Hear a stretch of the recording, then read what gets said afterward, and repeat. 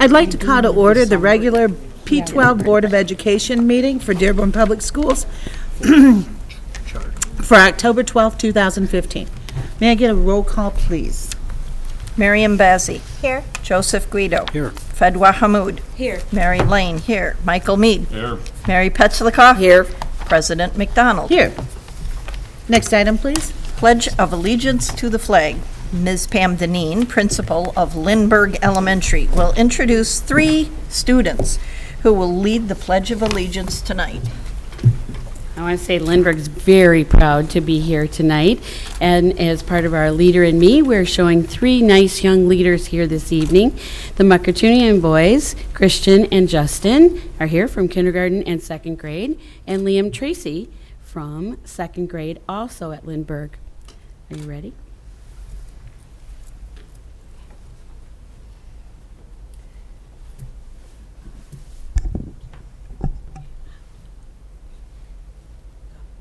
I pledge allegiance to the flag of the United States of America and to the republic for which it stands, one nation, under God, indivisible, with liberty and justice for all.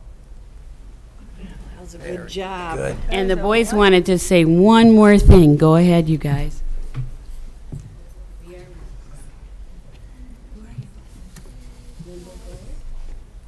the Limburg Flyers.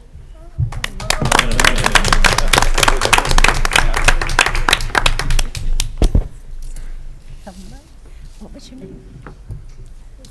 Christian? There you go. Very well done. Thank you so much. Justin, this one's for you. Good job. And you must be Liam. Well done. Here you go, Liam. Oh, man, they did a great job. Absolutely. Next item, please. Superintendent's update, agenda items. So I'd first like to ask that we observe a moment of silence. One of our employees, Carol Smith, the longest running employee in the district, 57 years working for Dearborn Public Schools. She got hired in 1958 and she passed away last month, so I'd like us to just observe a moment of silence in memory of her.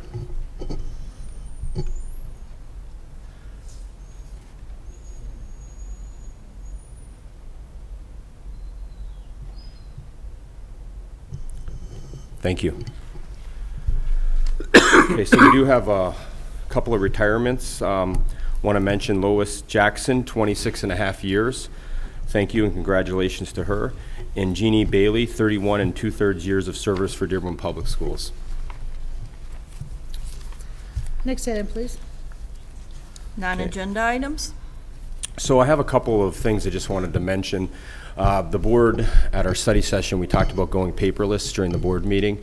And so I wanted to let the public know that we do have a plan that we're going to bring forward to the board. And what it will entail is we're going to phase it in. So we're hoping by next semester what will happen is we'll actually have either iPads or Chromebooks for the board, so we will not have the paper in front of us.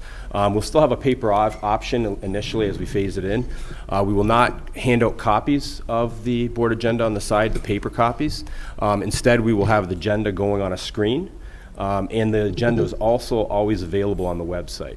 So that's an initiative we'd like to do to support our Green School initiative and to eliminate the usage of paper. So we're going to phase that in over the course of the next several months.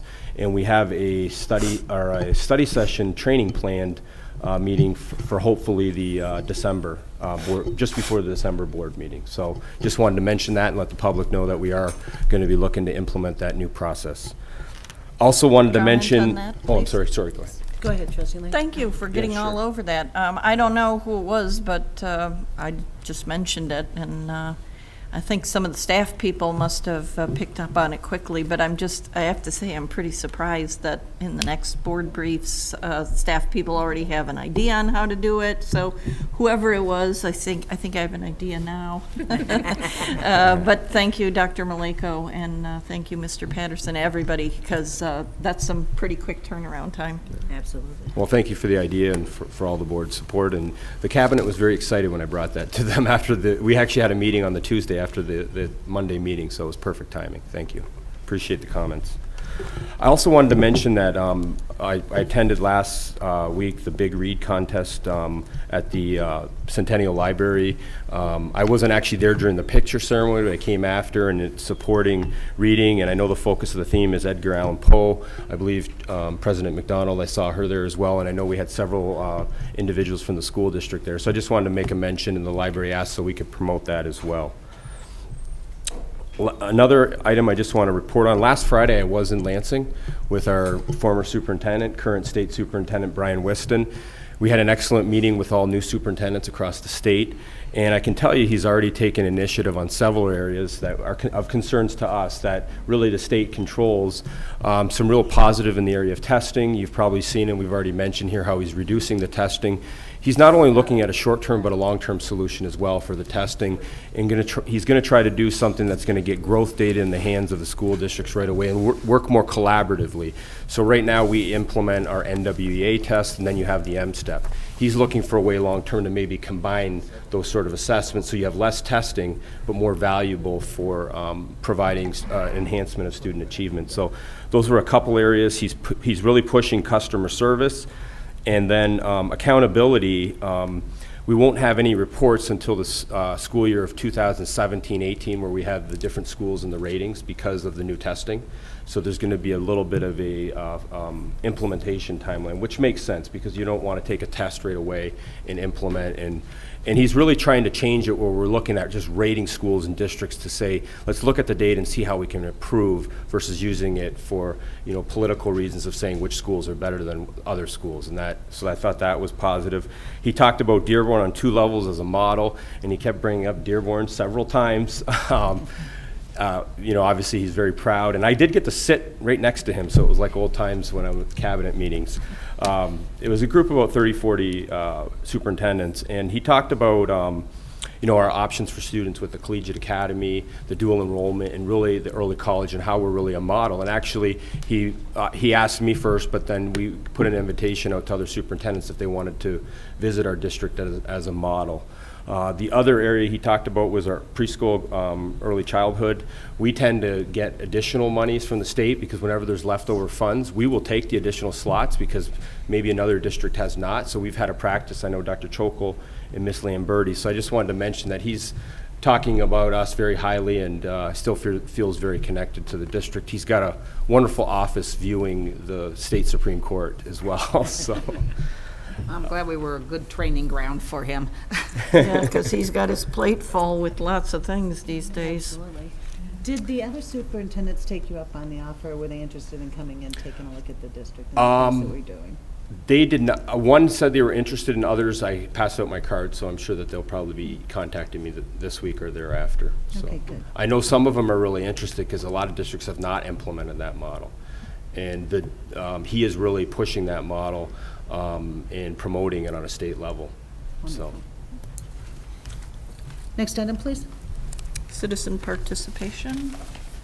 I do not have any blue cards unless David Mustonen. It looks like we have no citizen participation tonight. Next item. Approval of minutes. Approval of the following Dearborn Board of Education meeting minutes. Regular P12 meeting, September 14th, 2015. Board Report 1534. P12 study session, October 5th, 2015. Board Report 1535. So make any necessary corrections and move approval of these minutes. Move to approve. I support. Is there any corrections or any additions? Hearing none, attach a unanimous affirmative, please. Next item. Recognition and acknowledgements, commendations. We have commendations which will be read tonight by Fordson Senior, Amal Shuker. Good evening, everyone. Good evening. Good evening. From the district, commendations to all of our high school students who received recognition for their performance on the 2015 Advanced Placement Exams. Students earned one of 4 distinctions based on their score on the AP tests. The title AP Scholar is granted to students who receive scores of 3 or higher on 3 or more AP exams. Congratulations to the 67 students from across the district who earned this recognition. 24 students from Dearborn High, 12 from Etzel Ford, and 31 from Fordson. AP Scholar with Honor is granted to students who receive an average score of at least 3.25 on all AP exams taken and scores of 3 or higher on 4 or more of these exams. Dearborn High and Etzel each had 3 students receive this rank, and Fordson had 121 for a district total of 127. AP Scholar with Distinction is granted to students who receive an average score of at least 3.5 on all AP exams taken and scores of 3 or higher on 5 or more of these exams. Fordson had 12 students earn this recognition, Etzel Ford 6, and Dearborn High 10 for a district total of 28.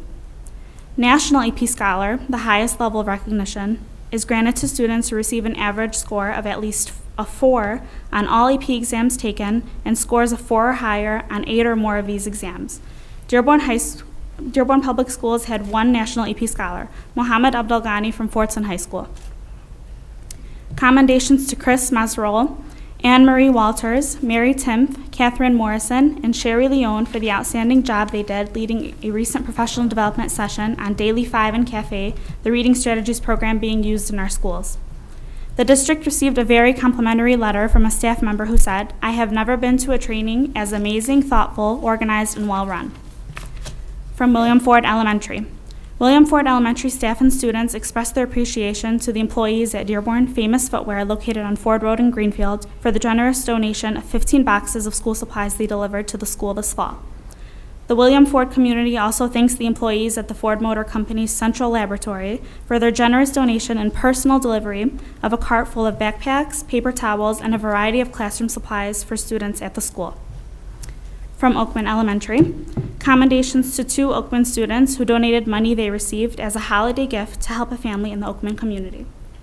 From Bryant Middle School, commendations to Shelley Zingle, secretary at Bryant, for her above and beyond assistance during the recent office transition at O.L. Smith Middle School.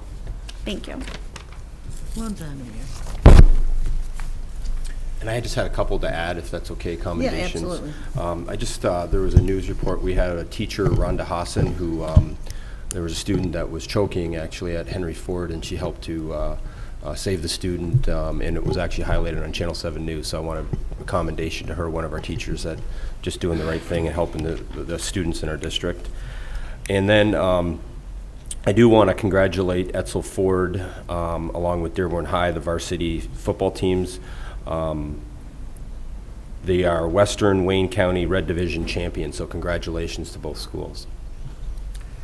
Dr. Maleko, on that subject of football, there is a little game going on this Friday at Dearborn High between Dearborn and Fordson.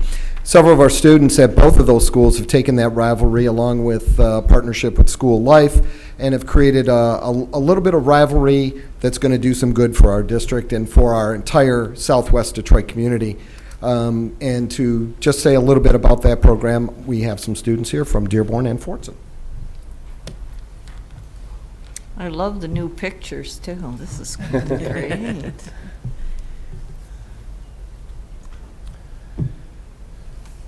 Hello, I'm Celine Abdullah from Dearborn High School.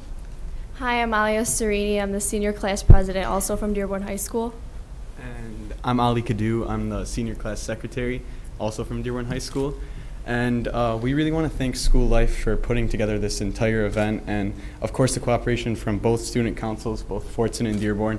And they're going to get more in depth with it, but basically this is a fun event that we can take that rivalry that we have between Fordson and Dearborn and make a difference in our community. And basically we're focusing on solving the issue of hunger, and with that we're working with Gleaners Food Bank and we're collecting cans, and the team or the school that brings in the most cans is the winner. So they're going to talk to you guys about that. My name is Kasim Al-Sagir, recording secretary of the executive board.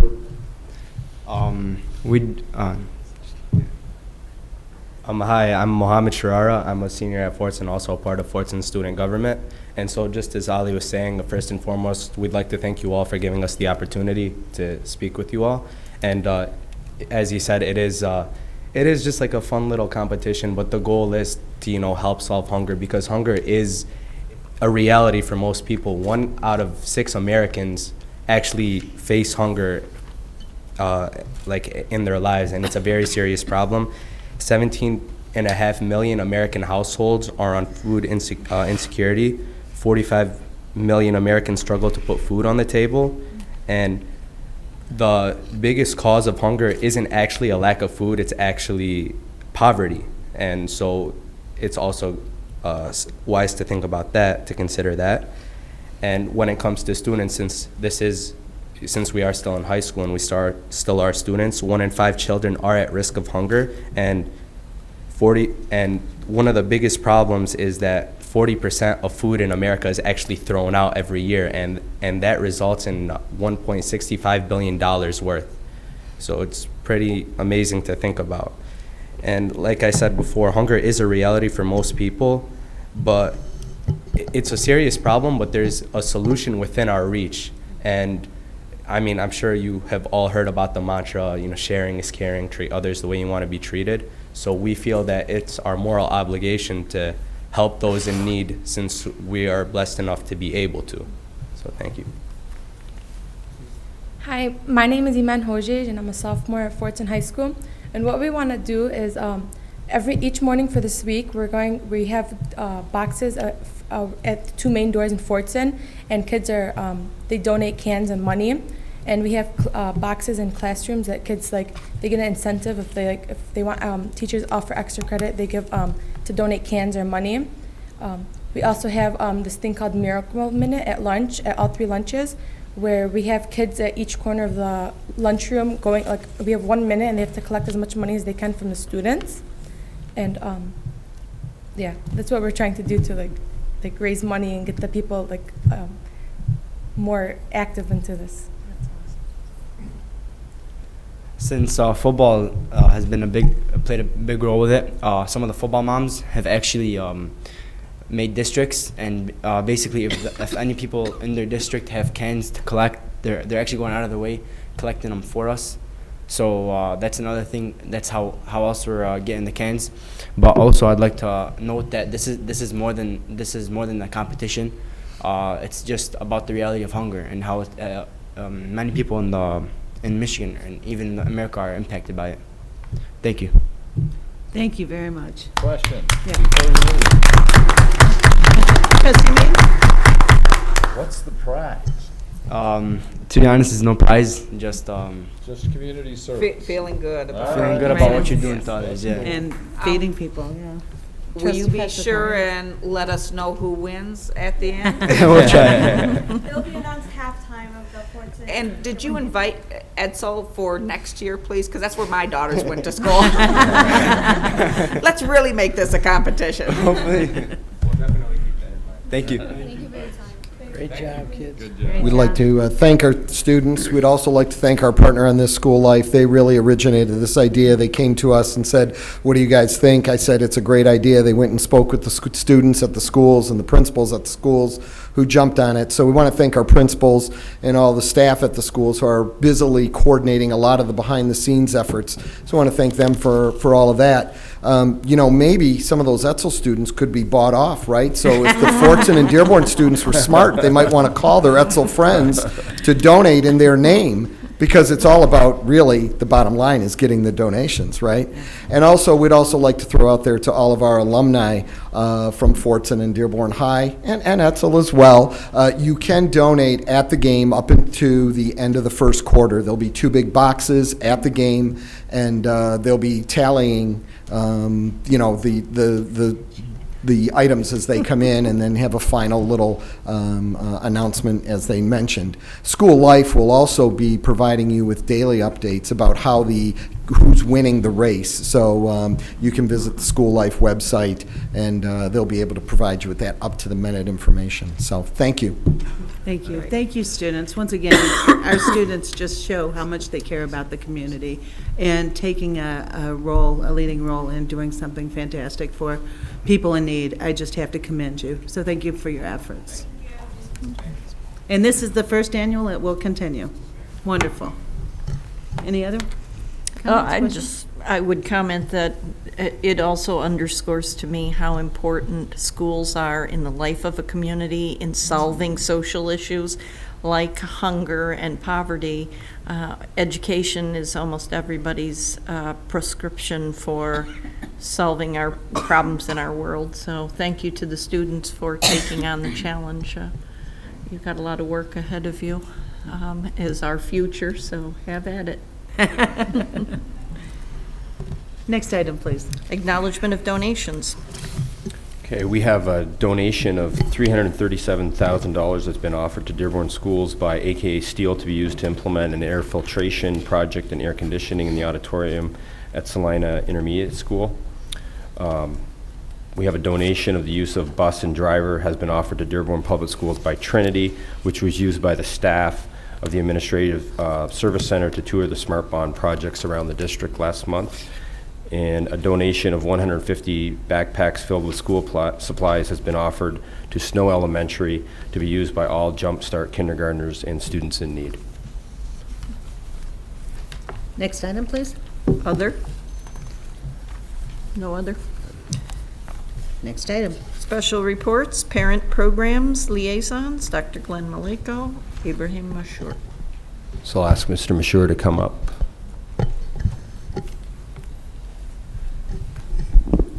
Good evening, President McDonald, Board Trustees, and Dr. Maleko. I see my good friend Dr. Mead smiling there. You're anticipating the big game this Saturday, as you should be. I have to be honest, I'm a little nervous this year, about speaking today before you, of course, tonight, and about the game. The most anticipated cabinet meeting every year was that Monday after the Michigan State-Michigan game.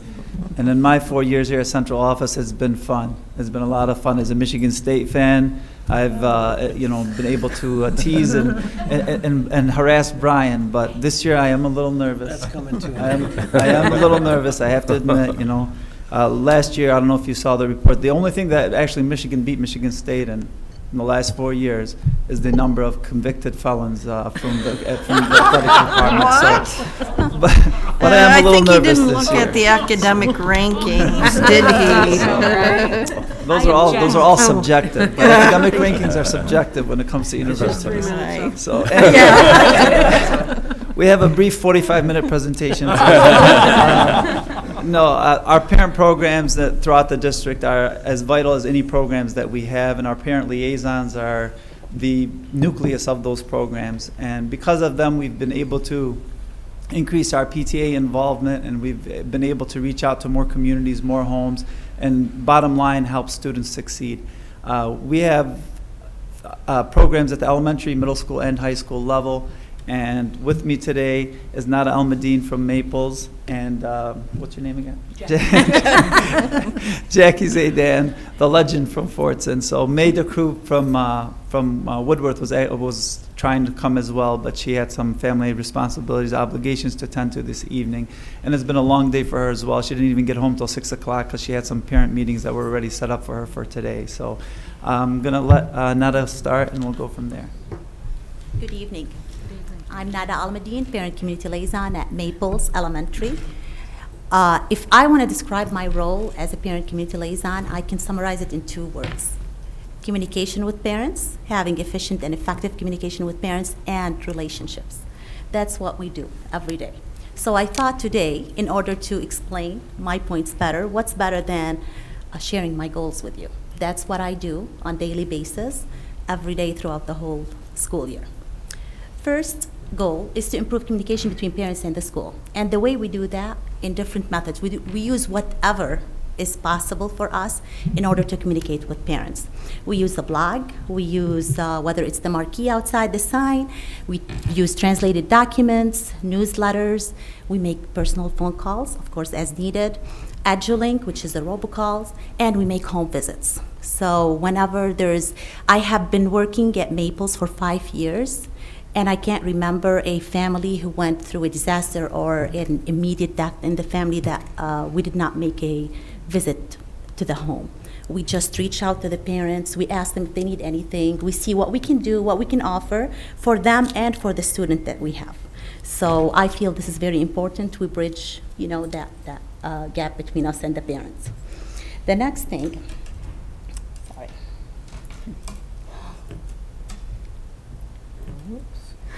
Okay.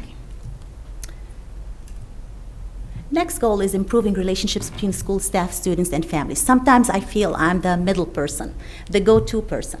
A lot of times, parents have issues. They don't feel comfortable going straight to the teacher, so they come to me. The same thing with the principal or the assistant principal. They don't feel they want to go straight there, so they feel I'm the middleman, I'm the person who they go to, and we talk. But my job here is to make him know that they can't go there. You know, we have an open door policy, whether it's the principal, she's always there for the parents, she's always there for the student, but sometimes that hesitation, I try to just make him feel comfortable. So I do facilitate a lot of parent meetings with the principal or with the teachers whenever there's a concern. Sometimes I have some students' concerns that they come to me. They're having some little issues that they do not feel comfortable talking to the principal or the teacher. So this is another thing I can do. We support new Dearborn Public Schools families, whether they're newcomers or they're new to the district. What we do is I facilitate orientation meetings, I call them. It's not every month like our regular parent meetings. It's periodically where we just look at our new families. We introduce them to Dearborn, to our programs. We introduce them to the school and the programs in the school. We just update them. If they came in the middle of the year, we just update them on whatever they missed. And we just make them feel welcome. I make sure that whether while they're registering or the first day of school, they see a welcome face, and we make sure we take them for a tour, and we just welcome them to the school. We provide parents with tools to support their children's education, and by that I mean facilitating parent meetings. We do have at Maples monthly parent educational meeting, whether these meetings are general or targeted. Many times we do have targeted parent meetings. We target a certain grade level that we feel that they're suffering in some area, so we do have targeted parent meetings. We do have general parent meetings, and in these general parent meetings there's always whatever is going on at that point. If we're doing NWEA, we're sending the NWEA reports, or we're sending report cards home. We do have these meetings to explain to the parents, how do you read when the NWEA reports when it goes home? How do you read the report card when it goes home? So there's always, things that the parents need to learn, and we're always there for them whenever, they need an extra support, and we do provide them at these meetings with online resources, with whatever resources they need to help their students. And we do, here I want to say, we do have workshops for parents. For example, if we are expecting parents to use the blog, many of our parents do not have emails. So we've been having some workshops, technology workshops, where just basic computer skills, creating an email. Sometimes parents come to me with iPads or phone, and we do download apps for them. We, of course, encourage parents to attend the parent meetings, and we empower the parents by having them be part of what we do. We always update them of what's going on in the district. We update them of what's going on in the school.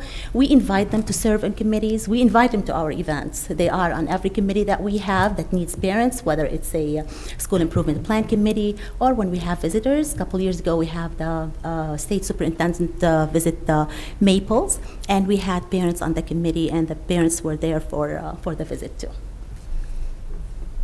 Thank you very much. Yeah, I don't want to reiterate a lot of what you heard, but the pretty much similar things go on at the elementary, middle school, and high school levels. Just a couple programs that Fade does, like Nada had mentioned, the Parent Talk classes. Those are with Margaret King Ahmed, for those of you that are not aware. And part of the role of the parent liaison is not only to facilitate the program by bringing parents in and promoting the program, but also they translate throughout the program, and they provide documentation in Arabic and so on, and other language that as necessary, so that everybody knows what to do. Parents' rights and responsibilities, that's another thing that we tried, again, speaking with what Nada was mentioned before as far as empowering parents. Parents need to know what their rights and responsibilities are as parents, but they also need to know what they need to do to help their kids along, to help their children be successful and so on. And then working on community partnerships. I know at Woodworth, for example, with Nada, she works with our SROs, as do a lot of our parent liaisons. And the SROs come in and speak to the families and so on about different things and expectations or what have you. Our partnership with Access obviously is very vital to a lot of the things that we do. And when we have school events and so on, the parent liaisons kind of take the bull by the horns, as they say, and go out and solicit sponsors and get charitable contributions so that our schools can run the events and programs that they need to run. Lastly, obviously, like we said before, with translations written and oral, and the bottom line is to help students succeed, and whatever it takes, that's what they do. To tell you this is what they do on a daily basis, you almost have to kind of walk in their shoes and be around them to see everything that they do. It's just they do whatever it takes, basically, whatever is necessary in order to help students succeed and help build the bridges and merge the gaps between the parents and the schools. That's it. First of all, go green. Second of all, $337,000 from Kenwell. Can we get air conditioning in the counseling office? Fordson. My boss is back there. Okay, so basically, there's a lot of things that do overlap with all three, middle school, high school, and elementary. What I like to beckon it to is is like an emergency room. So as you walk into an emergency room, you meet the emergency room doctor. He basically assesses the situation, and from that, assessing that situation, he sort of guides it and directs it to where it needs to go. But more importantly, it's that place where they first come, and that emergency doctor sort of calms you down, gets you comfortable, makes you feel at home, and moves you on to where you need to be. Some of the things that we do, like I said, at the high school level, it's a little bit different because of the things that we deal with. You talk about grade level. Each grade level has a liaison. Each grade level, we have a cohort list is what we deal with. And basically what that is students that are at risk that we have targeted. And those kids are on a list specifically, and we constantly watch from their attendance to their disciplinary, to anything that might happen to them in regards to compromising their education. We're always looking at that list and always working off of that list to make sure that they're moving in the right direction. And as you know, we have the PBIS, and then recently we've been doing restorative training. I believe, if I'm not mistaken, the liaisons are going to also be doing that in time, probably soon. Okay. So the other things is we have Parent Connect. Basic communication is your Parent Connect, your email blast, constantly communicating with the parents. For me, it's the language barrier. There's a lot of things that we deal with at the high school level. We get parents that come in that are new to the district. They're new to the system. So we are really trying to basically make it as comfortable as possible for them, to be able to get them to feel that it's okay that you don't know. We're here to teach you and we're here to help you. There's a couple things that we don't do. So for instance, if we're dealing with students in a situation as a liaison, we are not to cross the line as to administer any source of social work advice or psychological advice or anything like that. We basically sit down and we listen, we assess, and then we look for red flags, any kind of behavior that we feel might be a threat to their life. You then instantaneously move on to calling a social worker or calling a psychologist, or you call your assistant principal or whoever may need to be, because we are not allowed to go beyond that point legally. We also deal with a lot of, when it comes to homeless students, some of the liaisons, we deal with that. We basically reach out to the community and try to find organizations or whatever nonprofits, and I believe even Abe, we reach out to him to see if we can help in any way possible. Honestly, at the end of the day, for me, it's all about community. It's about customer service with the parents, students, and teacher. We're that gateway, that communication between either calming a situation down or educating somebody and helping them out and guiding them and directing them where they need to be. Customer service to us is very important in our field, just because if we can't make them feel comfortable, they're not going to want to engage. And once you allow them to feel welcome, safe, and comfortable, they're going to engage you no matter what, because they're going to want to come back. And that's basically what we do. But I will end it with, like he said, if you want to come and hang out with us, we'd love to have you, and just watch our everyday process. So, any questions, we're here. Trustee Bazzi? Yeah. Do you guys do anything with parents in terms of, I guess, giving them some type of information on social media and the different things that kids are on and they're doing. I know it's overwhelming for me, and I have some technology, but you know, some So for background. us last year, we actually did, I pulled information off the internet regarding Yak and all this other social media stuff that we have. And we pass it out at the parent meetings. So we actually, at Fordson, we do parent meetings. At our last meeting that we actually had parents that are a little bit nervous and confused about the whole ACT, SAT process. So there was a lot of questions regarding that. I know with a lot of things that are still happening with the SAT, so we really didn't give too much information other than what was specifically known to us at that meeting. So now for the next meeting, what we're going to do is bring people in to basically talk about that and sort of break down all the do's and don'ts and what they need to know to be able to have that child succeed in that SAT test versus and they're trying to understand why now the SAT. So that's the stuff that we do. Any information that comes to us, we do engage and bring it in, so. At the elementary level, we do have cyberbullying sometimes meetings, and we make sure that every year we have a representative from the Dearborn Police Department who talks to the parents about cyberbullying.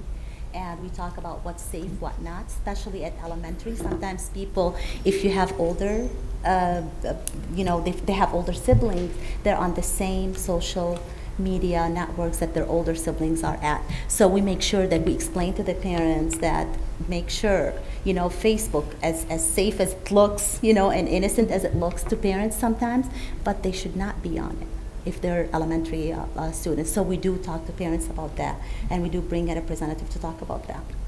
Trustee Petchel? Well, I think Father had her hand up first. I'll go right in. Okay. My question is that since you might be the first resource to the parents coming into a building at any grade level, I know we have a lot of programs and it can be quite overwhelming, and we keep adding new programs all the time and a variety of programs for those students who are challenged to the students who are gifted. Do you have all of the resources available to you to at least let a parent know what their other options are, especially as they're moving up through the elementary to the middle to the high school level, so that they're looking at the opportunities ahead as well as where their children are at today? I know I can talk to myself. When parents come to Maples to register, I always take a little bit, like we talk, we get to know each other. I know what kind of student their child is, and then I determine right then if someone said, oh, he's been always ahead of the class, so I always make sure that, we direct him. And we always have these conversations, we get to know the parents, and we try to assess the needs. And, even I know mostly special ed, many of our newcomer families, they don't know about special ed programs, and they think that we had actually 2 or 3 parents that they thought that children with special needs should stay home. And we did work on that, of course, and we talked and we explained the programs that we have. So we do have these conversations. At the high school level, obviously, it's a little bit different. When you have kids coming in that are limited English, it's a little bit more of a struggle, brain-wise, to learn a new language. So a lot of times what I'm always doing and what we've been recommended to do is, and myself, because I've researched it and I've gone on to see if I can find sites, I'm constantly giving them websites that they can Google. For example, Khan Academy. There's a couple other off my head, BB something, I can't remember the name of it right now, but a lot of things on the internet that they can use to be able to improve their English and even practice at home. And I'm constantly reiterating to them and constantly begging them, the only way you can increase your vocabulary and your English speak, you have to, is by going home. So you get the parents involved in the conversation when I'm with them, and you sort of try to sell them on the idea that, if you have a half an hour at home, go home and pull up these websites and just practice and do what you need to do to improve. So that's one of the things. But we have a lot of students there who are not English language learners too, so you also inform them of the other options. Absolutely. I just want to make sure you're all fully... Listen, every student, I always believe every student is different. So every student that walks into my door or our door, you obviously are trying to figure out what exactly it is they need. And that's what we're doing. So that student that I'm looking at could possibly need somebody to tutor them. We're trying to, I've actually found a couple places that will tutor, at very minimal cost. So you're always assessing every individual student differently and trying to find the resources that can help them. So you work more, it sounds like, with the student population than the parent population, or is it just a mix? Both. Both. You're okay. working, it's really, honestly, it's such a mix of a day that you're working with parents, students, teachers. You're constantly trying to navigate all kinds of things all day long. Okay, thank you. Trustee Hamud? I have a question, but before that, I have to say, being familiar with this program, Abe said it best, you really have to be in their shoes to understand what they do. I've actually heard some parents, when their kids are behind in some grades, say, I'm going to let Jackie know. So they are mentors, translators, and you really can't pinpoint who you deal with because you're dealing with everyone. I do want to specifically ask about the newcomers. I know that this year we did have a lot of newcomers, specifically from Yemen, for example. And things that came to my attention in the summer, basically, a lot of times when the students come, even something as simple as procedure. For example, at Fordson, when you're going to different classes or something like using a locker can be so foreign to some students.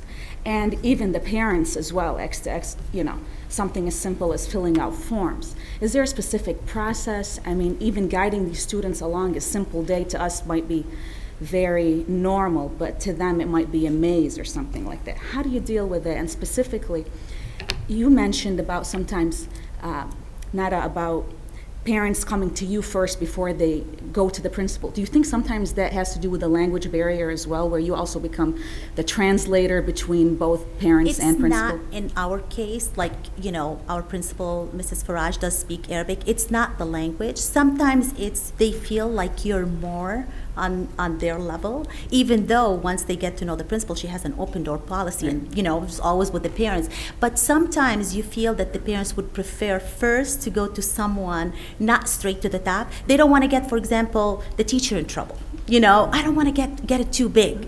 So that's what they do.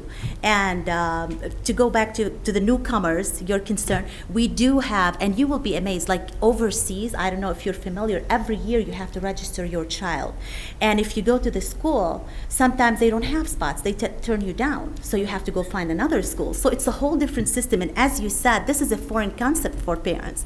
So I make sure when they come here, you don't have to worry about spots. You don't have to worry about next year registering, because it's really a worry for parents, because, they feel like, what if there are no spots in the school? What happens? And retention, it's a big thing for them, because overseas also, and I'm talking now only about the newcomers, there's something, if they don't pass the final exam, they have to be retained no matter what. Age is not, and they can be retained as many times as possible. And this is always a worry for our newcomers family, because they say they don't speak English. How would they pass the class? So we ease their concerns, and that's what happens during our orientation meetings, that we talk about all of this. We talk briefly when they come in, but then we have that meeting and we talk about all these things and all their concerns. And we do send the parents also to learn English in the adult education. We always prefer and tell them this is an option. If you want to learn English, you can go there, and we give them numbers, provide numbers. And you'd be surprised how many parents really take interest to that. So, They and do. you asked the question, why do they come to us versus, a lot of times you got to remember, the principal is the principal, and they don't want to just go straight to him. Right. And a lot of times they're looking actually for advice on how to handle a situation without causing such a disruption or insulting or causing any problems for anything or anybody. Because they're always looking to resolve it in a most positive manner, basically. What was the other part of it? I think that was Just the newcomers and the procedure that you guys go And through. really, at the end of the day, when they walk through that door, it can't be emphasized any more than I can say. It's all about comfort. As long as you make them feel that they're not less than, and they're not, here and just because I don't know the system, you guys are going to look down upon me. It becomes more of, once you do that, then you're disengaging them. So I think a lot of us really step out of our, we really step out of our way to make sure that they feel comfortable enough to know it's okay to make a mistake. It's okay, you're in your learning process, whatever we can do to help. As translating and applications, we have, for example, the district liaison, Mr. El Sirsi, I believe, if I'm not mistaken, he sort of sometimes helps in the writing aspect and filling out sometimes forms. Okay. There are forms that they'll bring to us. We also then redirect to outside sources. Okay. Trustee Lane? Because we have to actually be careful on things that you fill out too. Sometimes you got that legal line that you follow. I think most people see the logic of making sure that a whole family and a whole child is cared for, because we can't educate a child that's hungry or homeless or has other important social problems. But it's all about having the right mix of human resources, staff time paid for. For parent liaisons means we don't have teachers. So I'm just wondering, Dr. Maleko, maybe this question should be directed to you, whether we have data post-liaison and pre-liaison.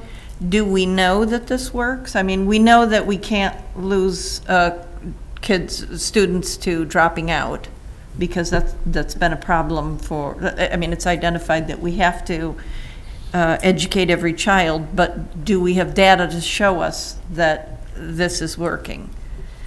Well, and I'll let them. Can I answer this real quick? When we do our goals, actually, every year, we always provide data last year and the year before, and we always try to improve. You know, like with every goal that you saw that I used, there's always data to support that. What did I do this year? Did I improve? Did I increase parental involvement? Did I increase the communication?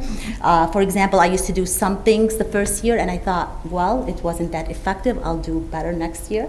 So as far as, you know, like with the goals and everything, we always support it with data. Whatever we do support it with data. Great. I think most people would say parent involvement I won't- increases achievement. But Yeah, I won't get into the details of students, but when you're looking at students that will have yet to speak to anybody or just completely disengage you and are walking around in a building and want nothing to do with anything, and you've connected with them and they come into your office and they found that place of conversation and that guidance and mentoring and direction, and because they don't know what they're doing and how to do it, and you're you know, giving them that guidance, and then you find out that that was a kid that possibly couldn't have graduated and he graduated. I think those are more important than the actual numbers and data, if I may say that. You know, sometimes numbers really don't tell the true story until you're sitting in that office with a they kid don't that tell doesn't. everything. Yeah. But is there a form of measurement for the liaisons? I'm assuming we have them in each and every school.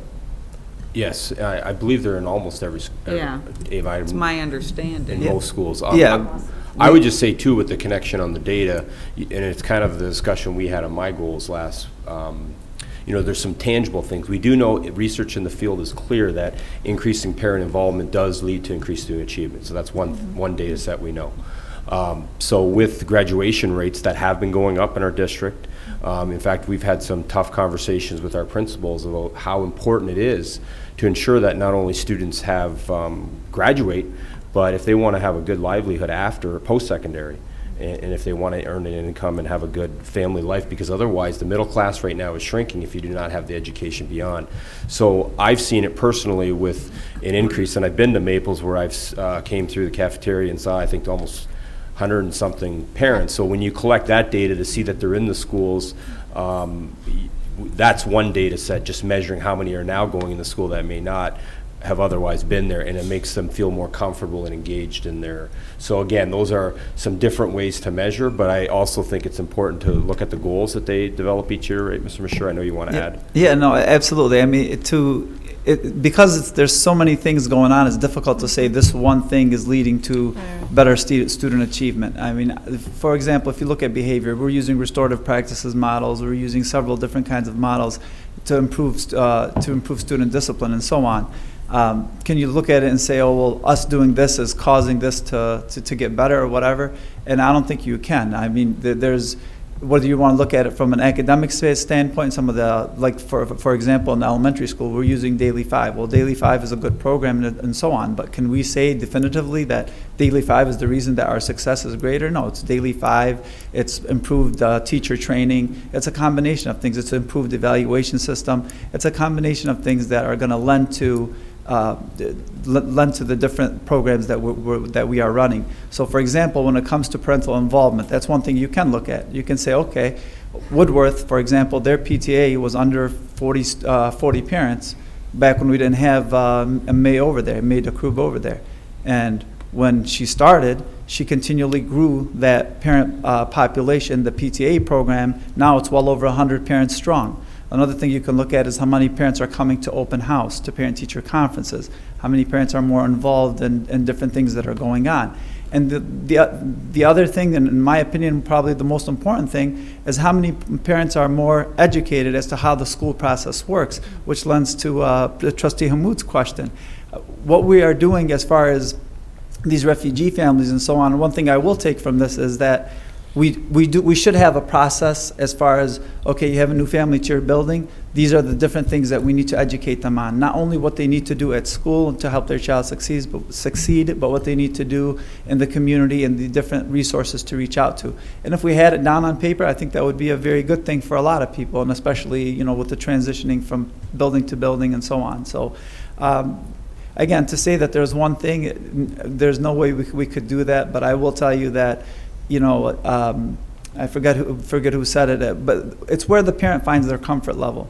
And sometimes, Nada was saying it actually, as to, you know, the comfort level may be with the counselor, maybe with the teacher, with the assistant principal, and many times for our parents it's with the parent liaison. Part of the reason is language. Part of the reason is, again, like Nada alluded to, is that they want to be with someone at their level. They don't want to take it to the top right away. They don't want to make a situation into a big deal, so they kind of try to go ahead with the parent liaison, and then the parent liaison will work tactfully to make sure that the message is delivered to whoever it needs to be delivered to. And you got to remember at the high school level also, like, we take every new student that comes in and we meticulously walk them to their classes. We show them everything that goes on, even like you said, just the mundane, the tedious task of trying to figure out the locker room. All that is taken, you know, we do that at every grade level. And regarding parent involvement, obviously at the high school level, it's a completely different ballgame because you're combating high school students that are telling their parents, no, I don't want you there. So we're constantly trying to find ways to engage the parents, although, you know, they don't. But you also have to understand sometimes in our community, it's a little bit different in the sense that, you know, you're dealing with people that are coming where they look at the school district and school as an authority and they don't question it and they respect it. So that's if you don't see engagement, sometimes it's because of that, because they feel like that respect level of that staff or the principal or the district, you know, they hold it in high regards if that's a way I can describe it. I can also just mention too, with our new feeder track system, that, for example, we have the feeders that are collaborating, and I'll just use the Saline as an example. We're looking at having one of the parent liaisons who's going to be with Ms. Stanley and actually having a meeting where they come to the Saline Elementary in large numbers, if you've ever seen the group there, and they're going to get on a bus and go over to Etzel Ford. And they're going to create some of these partnerships so that it will help with those longitudinal areas. And I think that's where some of our feeder track models are going to help and then support the academic area. You know, our graduation rates are good, but we still have room for improvement. You know, when you're looking at 10% that are not, when statistics that you see right now is that if someone drops out of high school, I mean, they have a 60% chance of being incarcerated at some point in their life. So it's very important that we educate children as a whole and make sure that they're successful. You know, the real measure is what is the success when they leave high school with their graduation. And I think this is another aspect or another supportive system that we provide to the students and their families. Actually, a couple of years ago, on a personal level, I was taking a statistics class and I was crazy about it. So I thought, I want to measure, every time we had a parent meeting, which was monthly, we have it at Maples. So I checked whose parents came, and then I tracked all the students at Maples, their reading level versus their parental involvement. And, you know, at the end of the year, the parents who were, you know, regularly attending the meeting, it showed that their students, their children did increase their reading level, and I used the DRA at that point. And when the students whose parents did not attend these meetings did not show improvement. So the biggest percentage of the students whose parents did not attend the meetings did not show improvement, and I can share it with you if you want. It was the last couple of years ago. Anyone else? I just want to add, I have seen some of the liaisons in action, and what you do on a day-to-day basis is just amazing. And I think there's a lot of, like Dr. Maleko said, intangibles that just can't be measured, but just creating a comfort place and letting students learn how to communicate and who express themselves. And I think that you do an amazing job, and you're a vital ingredient in the recipe to student success. So thank you for your hard work. Thank you very much. you. Thank you Thank for you. having us. Thank you.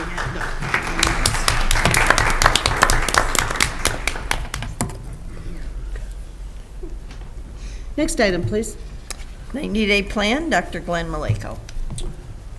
Okay, so here, I usually do all of my own PowerPoints and presentations and material, and one of the things I do like is putting them together. I will admit that in this case, I got to give credit to David Mustin, and he actually put the photos together for this presentation, so I want to thank David for helping me out with that.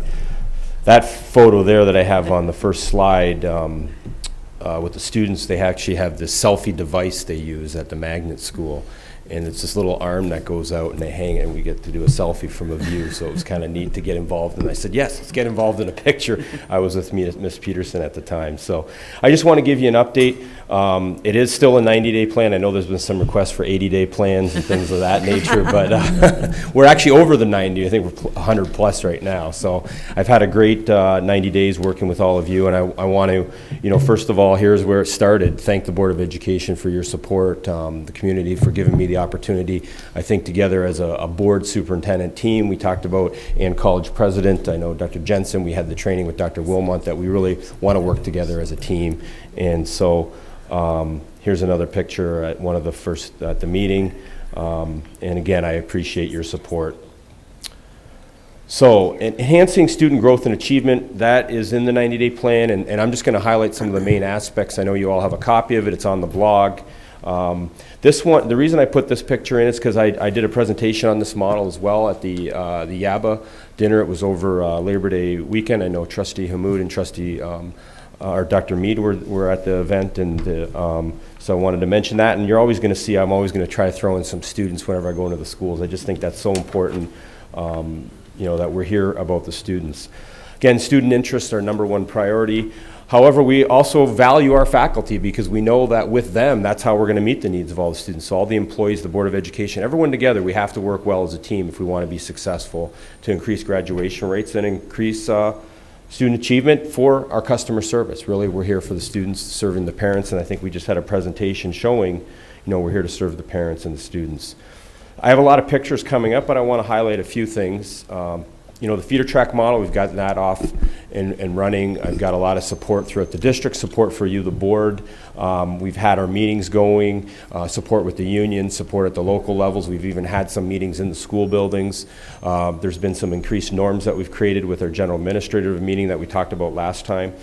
We also have some increases with the ELL certified teachers. We actually have a grant working with the University of Michigan Dearborn, where we have some of our teachers are getting funded for ESL endorsement paid for through the grant through the university, and it's a direct collaboration between Dearborn Public Schools and the University of Michigan Dearborn. We have other partnerships as well with other universities, but that one was appealing just because the tuition is paid for. We want to continue to increase the number of ELL certified teachers. The Student Advisory Committee to the Superintendent, all applications have been submitted. We have not yet started the meetings. I'll be reviewing with Ms. Charles later this week, and then we'll have a meeting. It'll either be to the end of this month or early November, and some of the students who caught me in the halls at the high school said, oh, I was one of the students that is going to be on your committee. So I'm really looking forward to that, actually. That's going to be a nice group to come together. Blogs I'm not going to mention because we have a presentation coming up shortly, but just that is part of the 90-day plan, the blog and customer service model. Home visit model, it's really being led by the DFT, and I know Chris Sipperly's here tonight. There's been a little bit of delays, but we don't want to go fast and just rush things. We're planning right now, and so we're not going to really have an implementation until we're ready to go. And I do want to mention that it is really a DFT-led initiative, and they're taking the lead on it.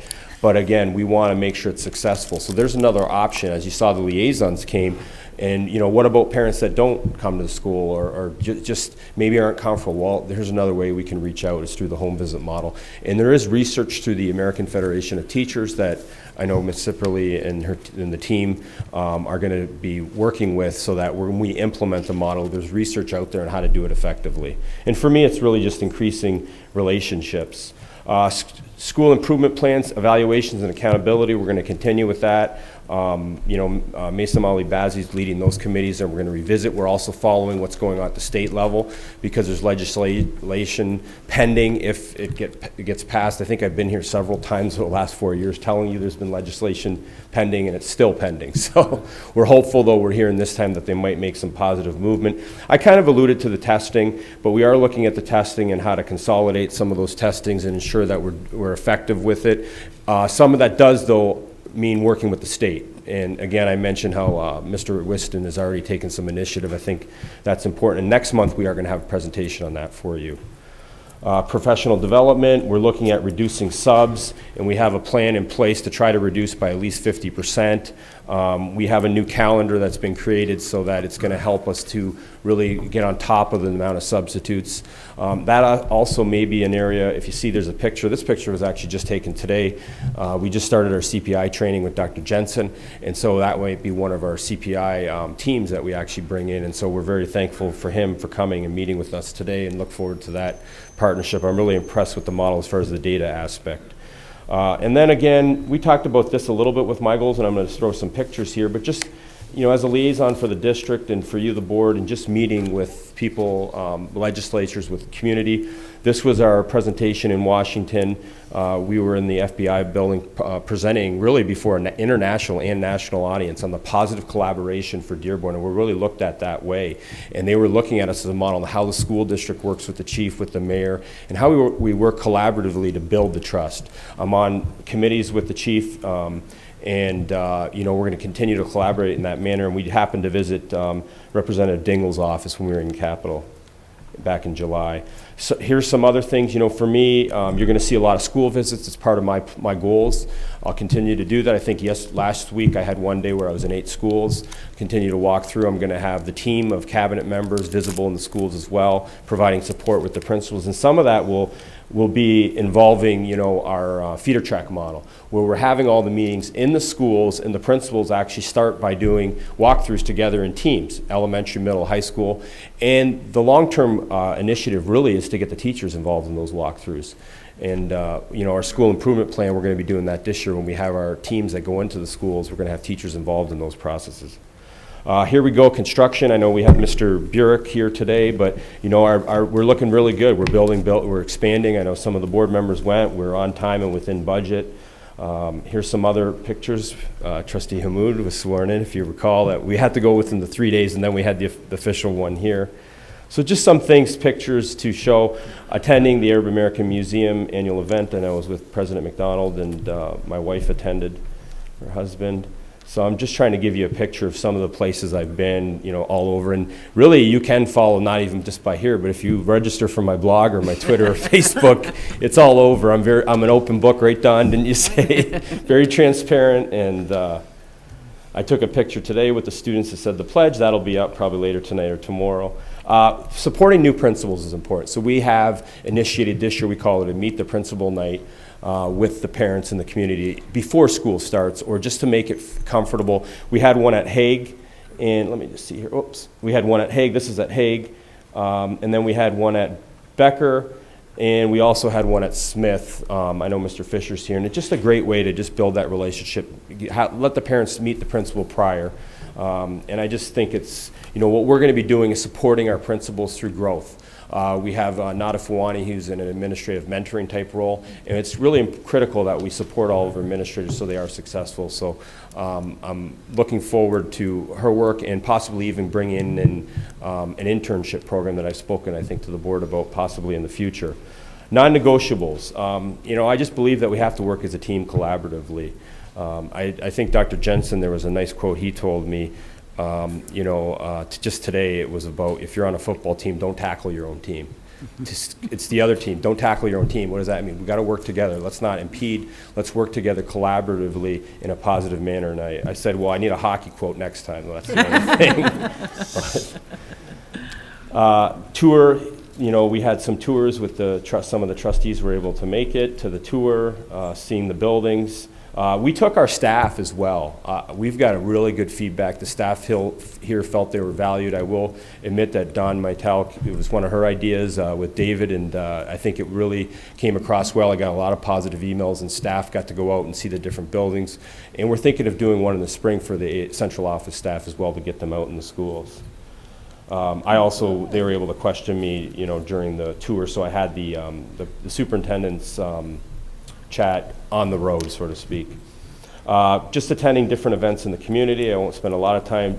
There's a lot of functions of golf outings that is important to the community. So we're going to be visible, and I have cabinet members that go, and some of you, I know we had one for our foundation. That goofy cover head, with my daughter gave it to me, so I had to make sure I usually try to sneak it in the picture. This is the Lebanese American Heritage Center, was giving out backpacks to the students at Salina Elementary and Salina Intermediate, and just being a liaison and supporting. This was an important event. I actually missed a college board meeting. I know Mr. Mashur, who's here, we were able to see the Lions, and I know they're not doing so well, but Calvin Johnson still was great with the children. He really was. Spent as much time as he could to sign jerseys, and so it was a nice event there for the district.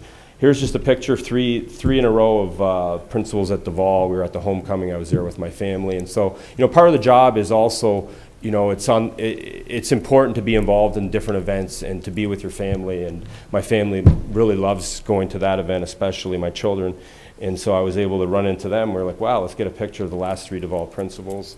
Other events that attended, Deer Park Community Picnic. So there's just a lot of real positive things, I think, going on in the school district. Here was the first general administrators meeting where we did have, new norms we were implementing, which really involved interactive sessions that we wanted to implement and really make it meaningful. And so we have made some changes there.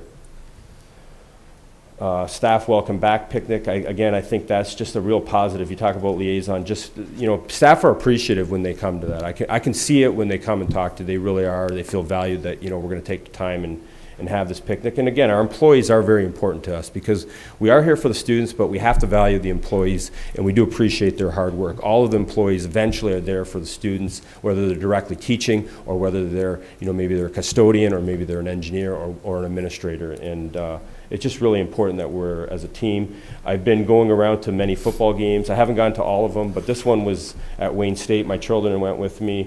You see Dr. Mosalem was there. It was at Wayne State. It was their opening game. It was a lot of fun. And we talked about parent involvement. We always say, we get in, we see a lot of maybe the mothers that are in the schools. Well, I went to this 2 weeks ago, and that cafeteria was packed with dads.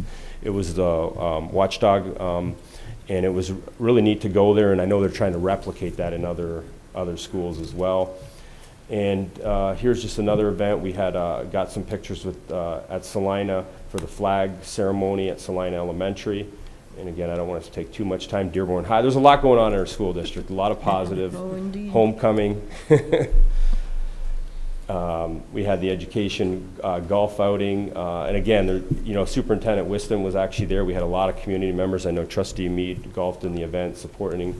I did switch. I had Etzel on, and when the Fordson would come, I'd switch to my Fordson hat and, that sort of thing. I didn't have a Dearborn High hat at the time. And then again, just having some positive things within the community. I know we have Trustee Peshlikoff is there with us at this event. And again, I just wanted to give a highlight. There's still some things we need to work on. Some are going to be long-term, but I'm very excited to work with all of you. And I know we're going to do great things, and I know we're building a great trust for the sake of the students. So this presentation will be on my blog as well. If there's any questions or... Trustee Petchikoff? I had an idea while you were talking about Sure. your walkthroughs of the schools and wanting to take more teachers on it. Could we do like virtual walkthroughs of the schools where you videotape them? Would it be too disruptive or distracting or difficult to kind of do so that it could be shared with more people who wouldn't be able to actually get into a building and see what's going on? I think that's something we can explore. I don't see why could not. I know recommend we've a talked couple about, cameramen.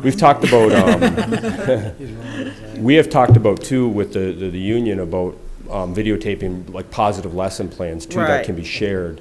So I could see that as a possibility. Yeah, something that's we kind can- of along the lines yeah. of what I was thinking, Yeah. of sharing what The good things positive. are going on. That's it, because really, why do you want to bring teachers into different rooms? It's to see the positives so you can learn from each other. That when we get Right. in as administrators, or I get to different buildings, and that's why we want principals to serve on different school improvement committees. So if they're a principal maybe at Becker, we want them to go on the Fordson team or another elementary so they learn from the other schools.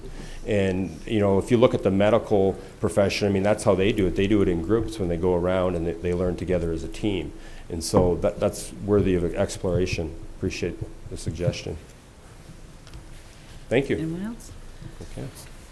I just want to say, although you had really tremendous shoes to fill, I think that you've really taken the reins of the district and are doing some positive things. So look forward to continue working with you. Thank you. Same here. Thank you. Next item, please. Blogs, Dr. Glenn Maleko, Mr. Troy Patterson, Mr. David Mustin, and Mr. Robert Ante. Okay, so I didn't mention about the blogs, but this is a part of Mr. the 90-day Fisher, too. plan. And you guys can Mr. come on up. Fisher, yeah. So we have two committees, just to let you know, there's two committees. We have one for the superintendent/central office blog. And again, I am leading by example. I have a blog. I've been out there and putting information out. But I would tell you that my blog is not the most important blog. It's good to have that positive communication. But we do have a central office superintendent blog committee that we're looking to make it convenient for our customer. But really the more important blogs are the school and then teacher level blogs especially. And the reason I say that is because that's where the curriculum and instruction goes on, and that's where we talked about parents keeping them informed. This is another aspect or way to do that by giving them what's going on for the week. So if you, I think it's going to come up here, my blog, and I'm probably going to be shifting some of the pictures, but everything that, presentations get put on, there's information and news, there's the 90-day plan, again, very transparent. With that information, and individuals can sign up for the blog. Let's see, is it right here. So all you have to do is go right over to this little box, type in your email, hit subscribe. Anytime there's a new post, not a new change to the site, because the blogs are two things. It's communication, but it's also a web page. It's the format we use. So what you can do as a parent or community member, or anybody, a student for that matter, they type in their email, and then when there's a new post, it'll give you an email notification, and then you click on the link and you can go right to the site. That's the format for all the blogs in the district. And so I'm going to turn it over to Mr. Addy to continue with the presentation. But again, I'm saying to you that my blog's not most important. It really is the teacher blogs. Mm-hmm. Thanks, Dr. Maleko. And also with me is Mr. Fisher from O.L. Smith. He's also part of the initiative as well, too, doing some of the different podcasts, and we'll have a chance to explore some of the different blogs that we have out here today as well, too. From central office, there's also a department blog, and if you go to the Dearborn Public Schools website, the different departments also have blogs that are available, and I would like to thank Mr. Patterson. He's also been able to implement blogs that have been very successful at providing help sheets for some of our staff. I borrowed some of those help sheets and sending those to the administrators so that they knew how to set up everything and do some links. So I would like to thank Troy and the tech department for that. Part of the goals of the blog initiative is to make sure that we are having ongoing communication with parents, students, and community stakeholders. And in doing so, we established a timeline. With the timeline, we'd like to have our building blogs active by the end of October. And in doing so, using those help sheets by Mr. Patterson, and tomorrow I'm actually offering a blog assistance session at Duval Elementary for administrators to get some ideas on how to establish the blogs. We'd like staff members to have their blogs active and regularly posting and updating by February of this year as well, too. And throughout the course of the year, we're going to be providing ongoing assistance in how to update and maintain the blogs, as well as adding additional features so that staff can see how to add some of the podcasts and features that really grab parents' attention, because as we saw tonight through some of the other presentations, there's a lot that we're doing that's great in Dearborn Public Schools, and we want parents to be involved and know what's going on in their children's education. And when we have great events that are happening in the district, for them to know in advance of what's happening. So our blogs are a great communication tool for them to be aware of it and promote that ongoing transparency and know what happens in our district and in our classrooms. As part of the staff evaluation goals, one of the things that can happen is for staff personal goals, they can use establishing and maintaining a blog as one of their goals for this upcoming year. And we've encouraged that of the staff so that they can get more familiar and use the technology and use the blogs to communicate with parents, students, and community members. As part of the timeline, we're going to provide professional development in October with as administrators so that staff are aware of the requirements. We want our staff members to post once a week and just what blogs should look like and the content that should be on there. So we'll provide that in October. In September and October, we have an open recruitment. So during open house, I can tell you at Duval Elementary, one of the things that happened is we recruited parents to sign up for the building blog news as well as individual staff member blogs so that they can know what's happening both in the classroom as well as in the building. In November, by the end of November, what we'd like to do is to make sure that we have all of our links updated so that we have the actual staff members and not staff members that have moved throughout the district linked to all of our blogs as well as their email addresses as well too. And administrators during this time will designate at least one person in the building as their blog representative, as the go-to person, because just in case we can't answer all the questions, we have one techie in the building that'll be able to do that. From December to May, we'll be providing ongoing troubleshooting assistance, so if there's problems with the blogs, we'll be able to make sure that staff have the assistance that they need to make sure that everything's up to date there. Just to make sure that we are communicating well with parents, students, and stakeholders, we will have a survey in May to find out how well this initiative has taken on and if there's improvements or recommendations that community, parents, and students would recommend for us. And in June, our committee will convene again to go over and evaluate the effectiveness of this initiative. I'd like to turn it over to Sean right now to talk a little bit about some of the features with the timeline and how we'll also get some of our recruitment. Thank you. Good evening, everyone. So one of the things I wanted to focus on was our ongoing endeavors as far as blogging and communication. We believe in regular communication being sent out to the parents and just the stakeholders in general so they'll know what's going on. One of the ways that we've done that at Smith, and I hope to export that to the rest of the district, is a podcast or a simulcast. And I'll just show you all a quick example.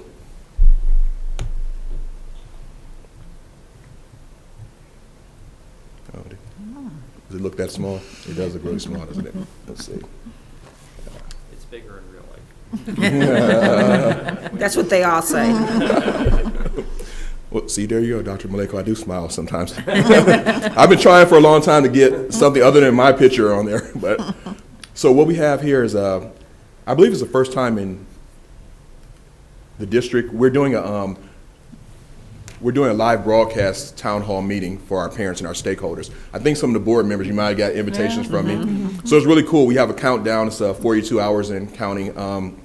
We've actually had different community members post their questions already. So my assistant principal and I, we're going to answer those questions live. And the cool thing about the broadcast is once we end it, it automatically archives. So any parents or stakeholders that missed it can go right back. I've actually texted a link out to parents and they've been spreading it around, so it's going viral. So that's one of the things that we're doing. Today, during our staff meeting, we did actual training for my teachers on Google+. So they all set up their own profiles, so they're going to start blogging individually. And they're also going to, if they have open house and a parent misses the open house, they're actually going to blog the expectations, and the parents will be able to follow up with that later on. And they can actually schedule like the follow-up a couple weeks out so that parents have time to post questions.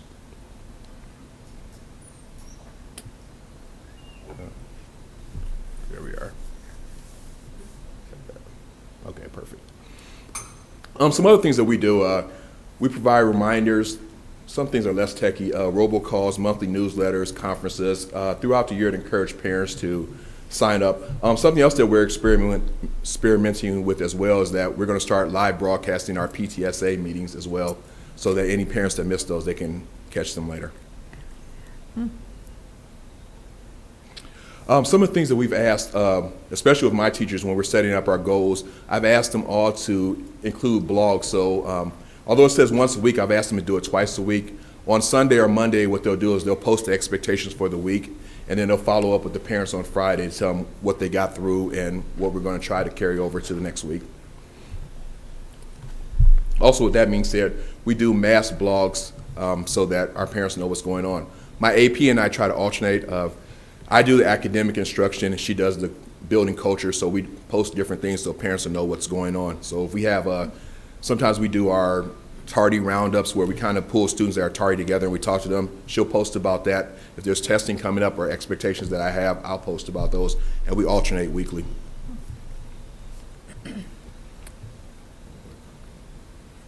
With the blog content too, we also want to make sure that we have an updated staff directory, and some of the sections that we would want to include in there is a little featurette about our school, make sure that they know who the staff members are. We have our annual education report that's listed on there, as well as an updated version of the school improvement plan.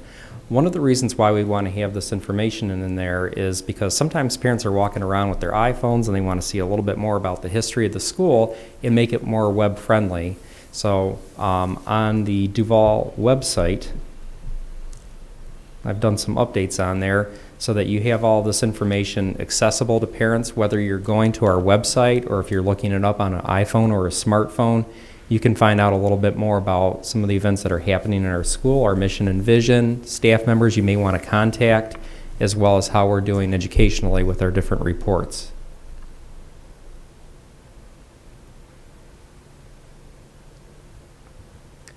And now we get to have some fun right here. We get to look at some of the different blogs that our teachers and staff have already established. I'm going to turn it over to Sean for the first three. Okay, so we'll go over some of the upcoming events. So what I've done here is I've selected some of my teachers just to show some of the different blogs that they're using. So here we have Mrs. J. She's our world language teacher. Really awesome blog, which parents can kind of go on. They can download her syllabus, or they can download homework or different things they may miss, and also they can subscribe to her updates.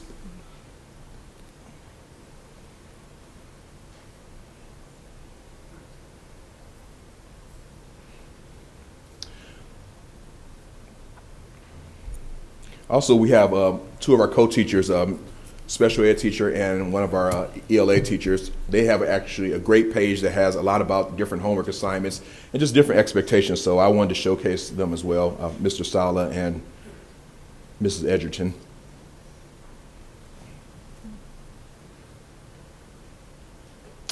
Another thing that we focus on is newsletters as well. We do those sometimes in the form of blogs, so quite a few of our teachers go ahead and blog. That's actually on your page, right? Mm-hmm.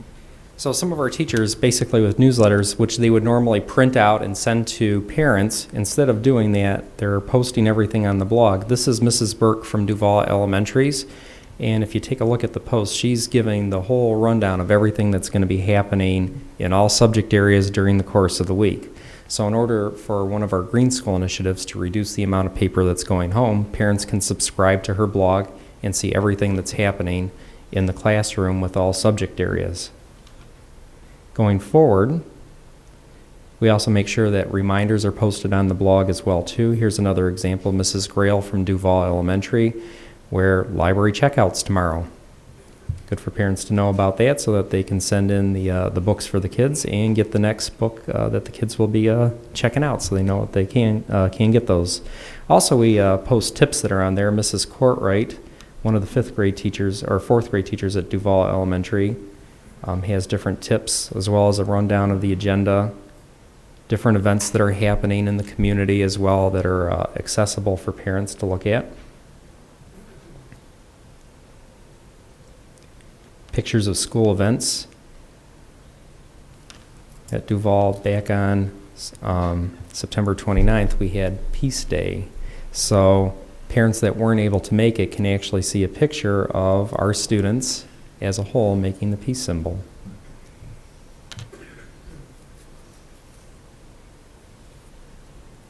And we also have college readiness links. So we have an initiative going on at Smith. When I was crafting my 90-day plan, when I looked at the school improvement plan, a lot of the parents said that we want our kids to start thinking about college before high school. So I kind of did some research and just pulled from some of my background, and one of the things I focused on was creating a college-going culture at Smith. So to that end, what we have is College Fridays, where all of our teachers have doorway placards placed up. Basically, they're posters that talk about their credentials and where they went to school at. And at the bottom, it has a statement in bright red that says, if you're interested in these schools, well, just ask me. And every Friday, the teachers will dress up in college wear, and they'll also play college fight songs. And they'll spend the first 5 minutes of every class, well, their advisory class, discussing the benefits of college and different schools.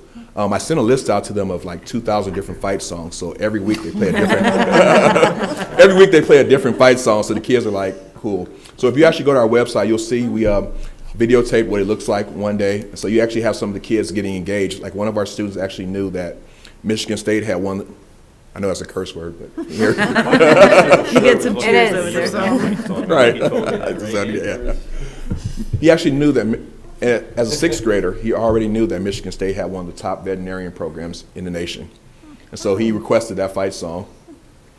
So if you look on our webpage, you'll actually see some pictures of our teachers with their college wear on, standing next to their doorway placards, and they're encouraging the students to ask questions about that. So that's just one of the initiatives that we are working on at Smith. And last but certainly not least, we also want to make sure that we highlight important events that happen during assembly so that the community is all aware of it. Right, Mr. Fisher? Exactly. Let's go ahead and get that up. And here's one, I believe, from O.L. Smith. Whoa, what is? My personal blog. Oh, sorry. Okay. Hey, hello. Good morning, Smith community. We are district opening day. This is Mr. Fisher with. I had no idea he was doing a blog, and he was so serious. Like, hey, my blog. Yeah. Middle note, don't yell at your middle note, don't yell at your superintendent. So I will not. You got to say hello to your parents. He did. They feel he supports me. They saw that. Oh, and last but certainly not least, we just want to make sure that if you have any questions, we'll be able to answer them, any of them at this time. Trustee Guido?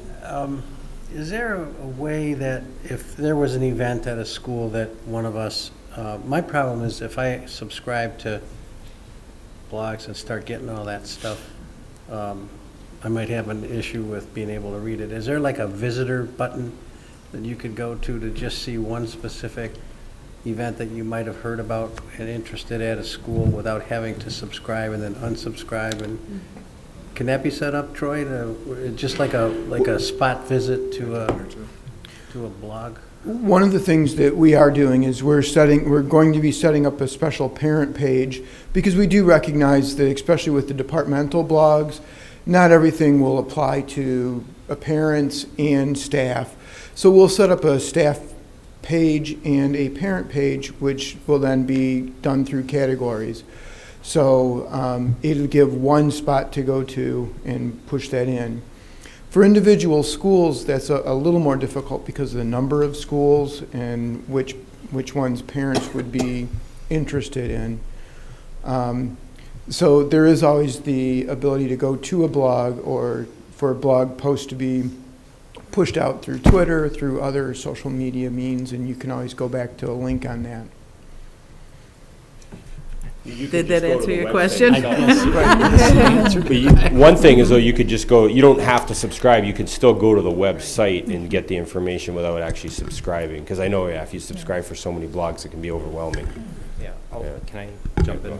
A lot of the posts are archived, so if you do want to go back to a specific event, you can go back to the website and access it. So any of like Sean's podcast or pictures from our Peace Day Assembly, those are available like that. On the district website. On the school website. Well, it's linked to the district site, so then the link, you could go to the district site and link into one of the school sites.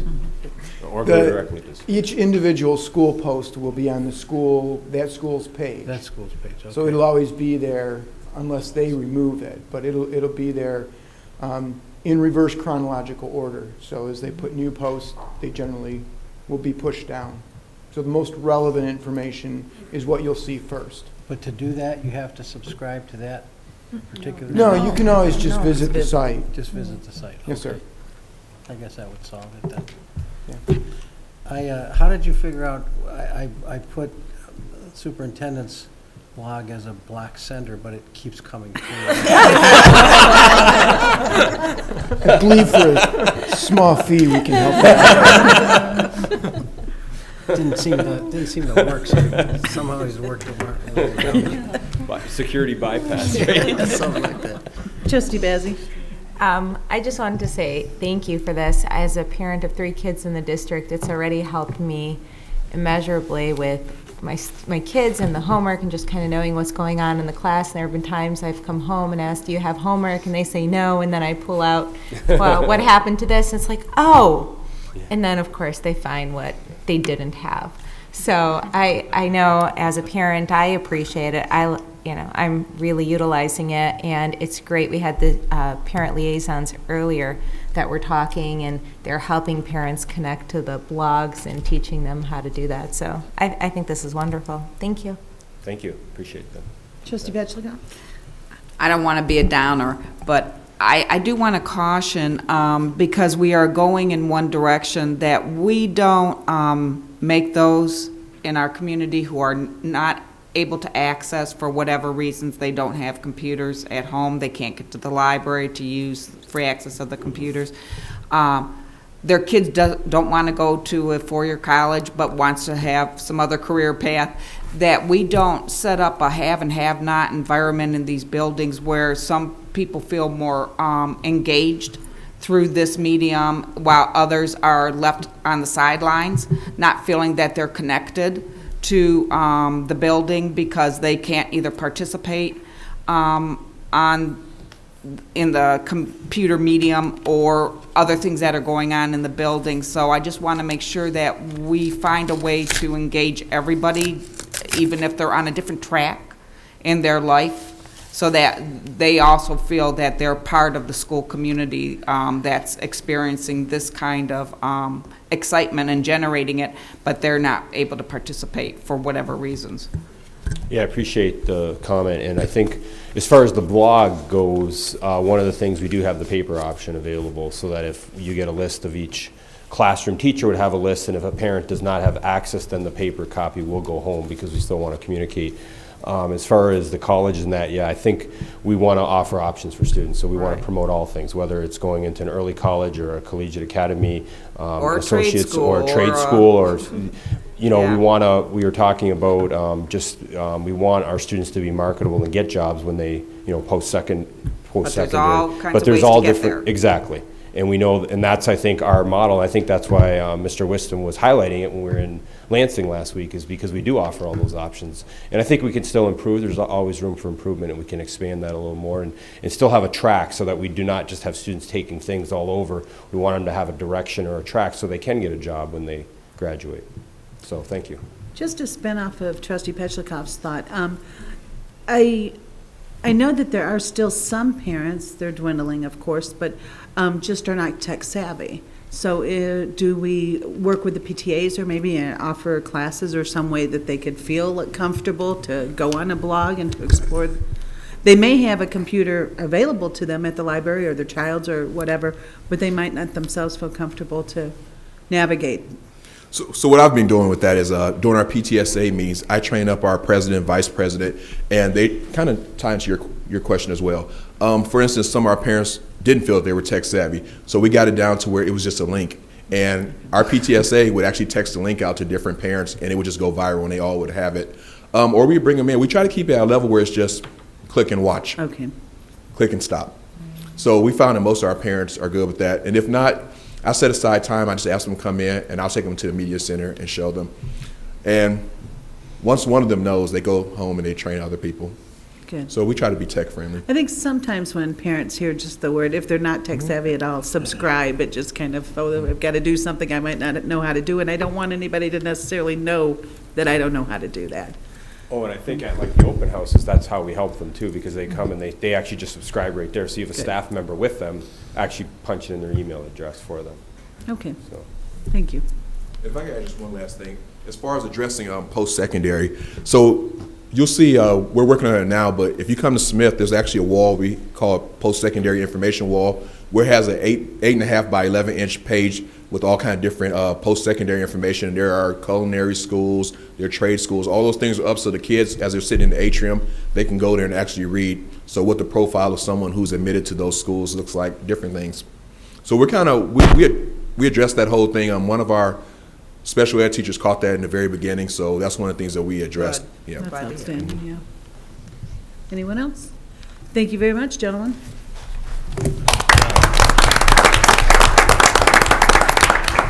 Next item, please.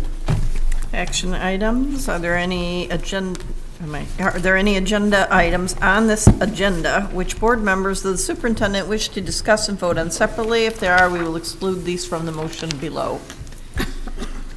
Anyone? Nope. Go ahead. Okay, we'll call for a single motion at this time. So move that action items numbered 1 through 11. We have a There's a supplement, yeah. Oh, okay, number 12, is that a supplement or is that number 12? There is a number 12, okay, yep, thank you. Move that action items numbered 1 through 12 be approved as recommended in this agenda. So moved. Support.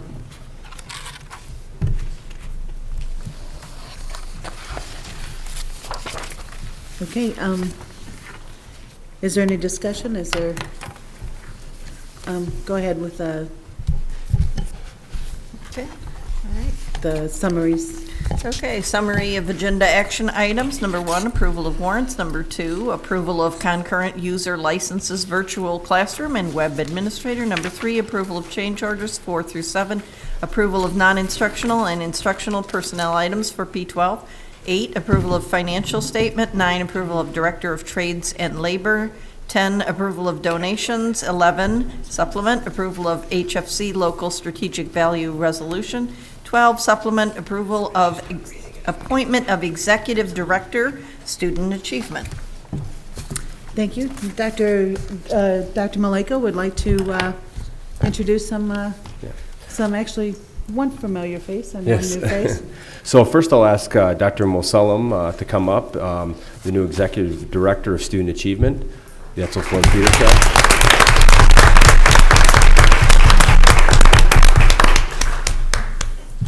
Thank you. President McDonald, Board Trustees, Dr. Maleko, it is an honor and a privilege to stand here in front of you as the new Executive Director of Student Achievement for the Dearborn Public Schools. The journey started as a child. I'm a proud graduate of the Dearborn Public Schools. I am also a proud member of the Henry Ford, at the time community college, now college, and I look forward to and very, very excited for this opportunity and this privilege to work with a wonderful team of people, to become part of that team, because I believe with Dr. Maleko, your board leadership, and the team that we have in the Dearborn Public Schools, we can take this district further and further each additional year. So I want to thank you. Thank you for the opportunity, Dr. Maleko. Thank you, President McDonald, and thank you to all the trustees. Thank you very much. We expect great things from you. Thank you, thank you. And I'm sorry I have to say this, without my wife and my children and my wonderful sister Mona, and the backing that they've had throughout my career. Go ahead, stand up. Oh, please, you can. I had to bring them because these are the people that always push me when I need to be pushed a little bit harder. So thank you again. Good luck. Thank you. Congratulations. And so our next, we have Mr. Tim Gruzinski, the new Director of Trades and Labor. I'll ask him to come up.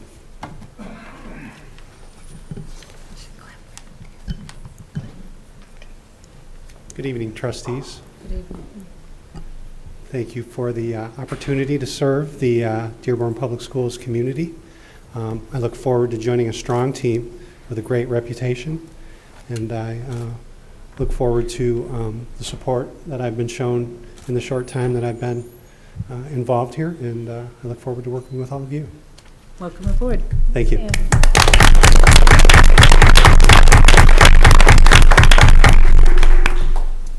Next item, please. I think we need to attach the. Oh, yes, I'm affirmative sorry. unanimous. I jumped ahead again. Hearing no discussion, no dissension, I'd like to attach a unanimous affirmative vote to those items. 1 to 12.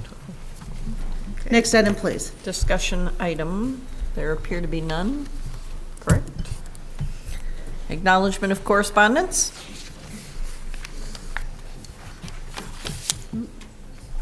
Next item. Board of Education business, board member committee and organization reports. I believe we had a committee meeting tonight. It was for the college. Yeah. Oh, was it audit. for the college? Yeah, Okay. we'll announce it at the And- college meeting. Okay. There were no others that I'm aware of. Next item. Board member commentary. Trustee Guido. I think there's some unbelievably exciting things happening. I'm really impressed. We're finally making use of the technology that's available to us, and it's a very exciting time. I'm really happy with what I'm hearing. I think Glenn's doing an outstanding job already, and I look to hold him to a much higher standard. And it's 80 days. Please don't try to block my blog. I can't do it. I keep doing it. It keeps coming. No, everything I've heard here tonight is so exciting. The new people on board. I'm very, very pleased to be sitting here tonight. We have a blog blocker and a blog bomber. Along those lines, I'd like to say that, I hear of critics of public education, oh, it's the same old thing that it's been for 100 years. It's based on the agricultural system. It's blah, blah, blah. School is like a prison. There's so many criticisms of public education, but it's not your grandma's old school. It's really different. I visited one of the summer schools this summer, and it's amazing all the different techniques that teachers use. They engage every child. So I think school has changed a lot. Maybe the exterior is the same. We all live in a 24-hour day, but what goes on in schools is so different.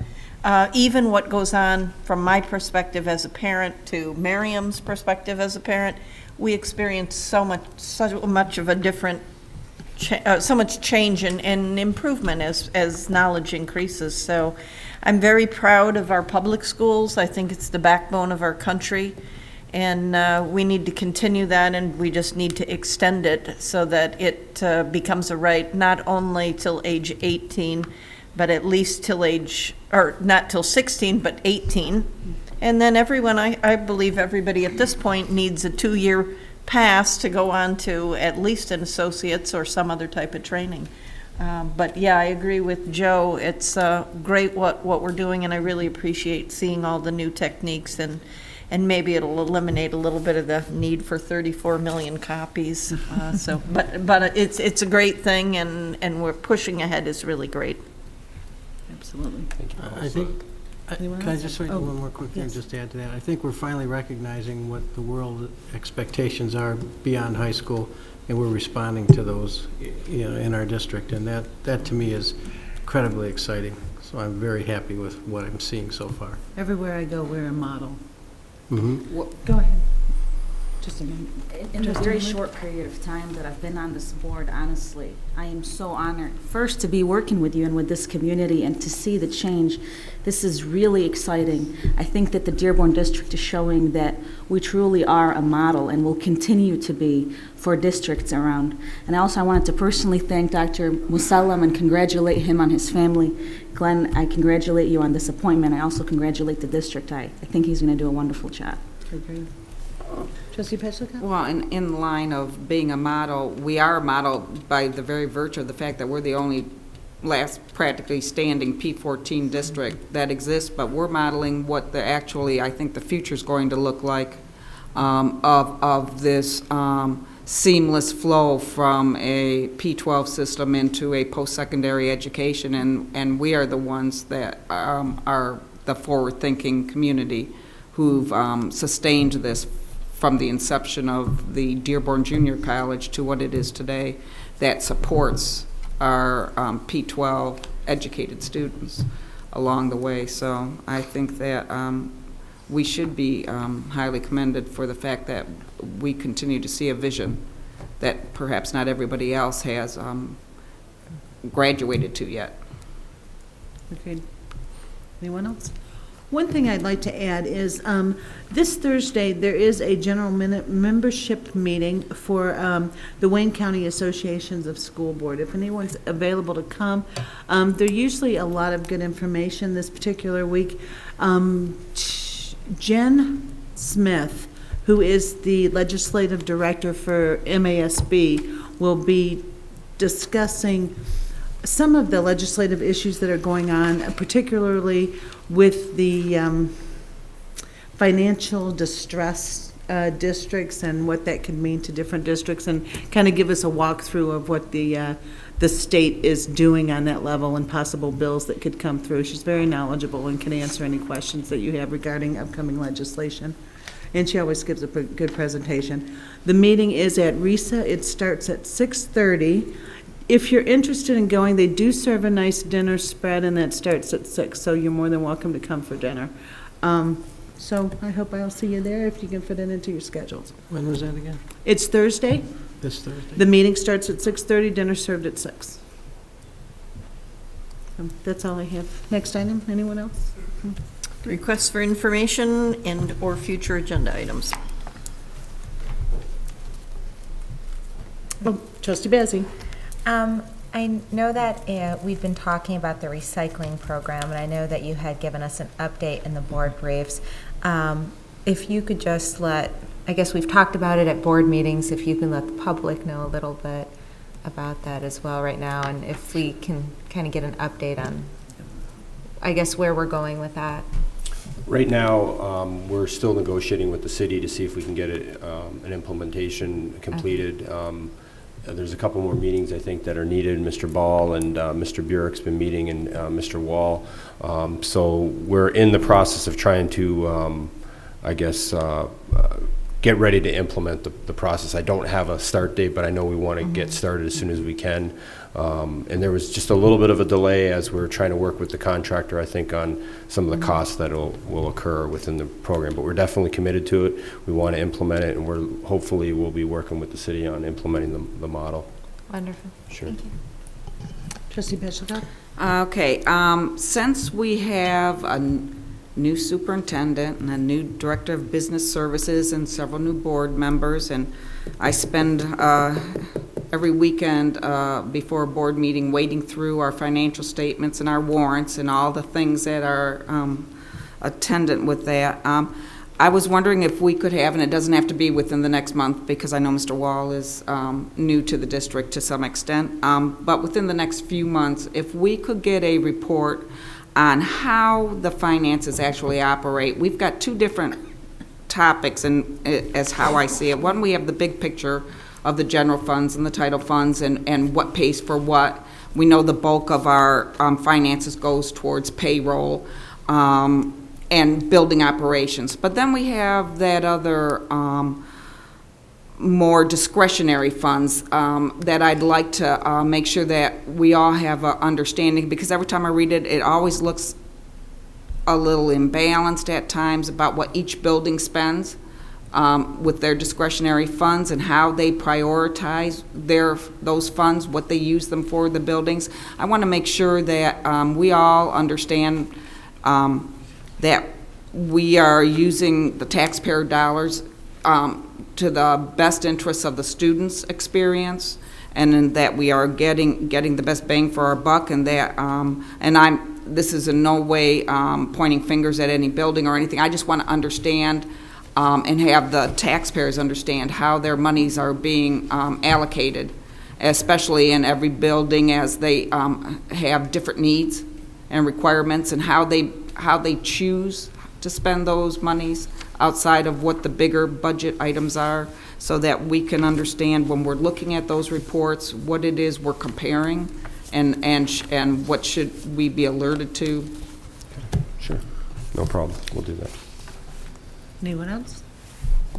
No? Next item? One thing I wanted to ask that I'd like to bring before you in the next maybe several months, or at least sometime during the years, just a report on our hiring process, just the process we go through, so that you can have an understanding of both from teachers, non-instructional, administrators, and even cabinet members. So I'm going to have the HR team present on that in the next, might be into the new year, but we'll get it on the agenda. I would like to get that information out to you and to the public.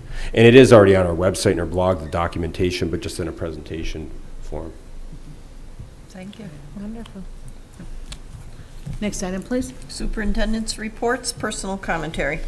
So I just had a couple of brief things. I do want to mention it is Principal Appreciation Month. I'm planning to say it on a communication from my office, and I just want to let all the principals and administrators know that we appreciate their hard work, and students or families that are watching, if you can extend your appreciation to the administrators in the district, because I know they work very hard and a lot of hours and a lot of, there's a lot involved with school jobs right now, and it's a big responsibility. And again, they're serving our students with our most precious commodities, our future. So I want to thank them. I also just wanted to mention, I know it's Breast Cancer Awareness Month. I know my son's hockey team, they had pink tape on their sticks, and there's pink, I think, at the games. And I know one of our own, and she's been open and public about it, Ms. Peterson, is battling, and so we wish her all the best in her battles. And she's even, not here today, but she's doing well, I believe, and, thinking of her and anybody else who's battling with cancer. Thank you. Next item, please. Other? Dr. Malenko, no other? No, oh, sorry, no. Okay. Great. Got distracted. Future meeting dates, Monday, October 19th, 2015, HFC meeting, 7 p.m. at the Andrew Mazzara Services and Conference Center in the Rosenau Boardroom, Henry Ford College. Monday, November 9th, 2015, P12 Board of Education meeting, 7 p.m. at the Administrative Service Center in the Frank Franchi Boardroom. Monday, November 16, 2015, HFC meeting, 7 p.m. at the Andrew Mazzara Services and Conference Center in the Rosenau Boardroom, Henry Ford College. We are adjourned.